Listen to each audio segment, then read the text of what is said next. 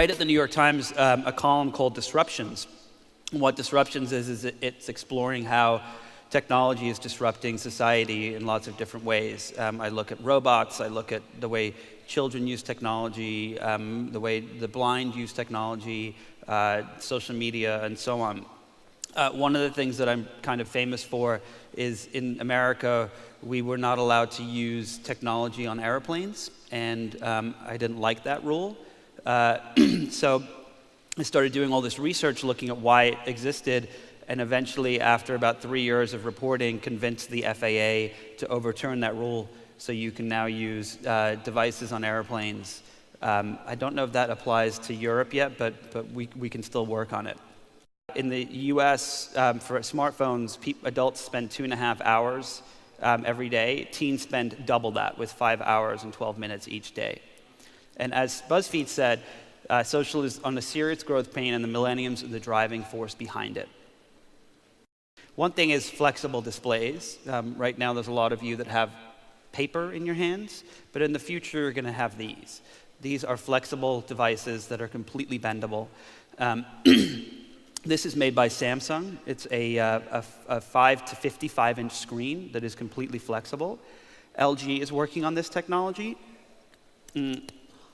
with a fully flexible color display. One of the beauties of flexible displays is that they can be printed on a printer just like we print ink, so you don't have to have robots putting together technology with chips and so on. What you do is you have the technology that's printed, and you can do it much cheaper, and you can do it much quicker.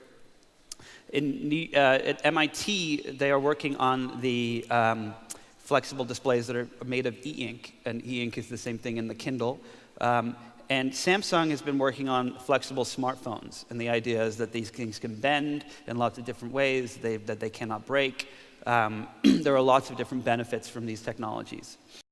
Another thing I wanted to talk about is wearables. Wearables is another big part of the future of technology, and something that we're all going to be wearing if some people are not wearing them today.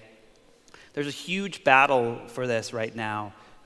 There's a lot of people trying to figure out, what is the future of wearables, how it'll work, if it's going to be watches or glasses.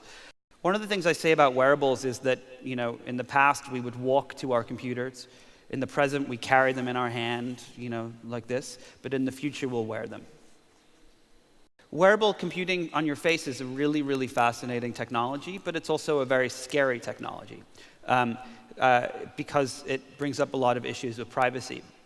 So the first time I ever wore a pair of Google Glass, I put them on and I said, oh my God, this is the most amazing thing I've ever seen.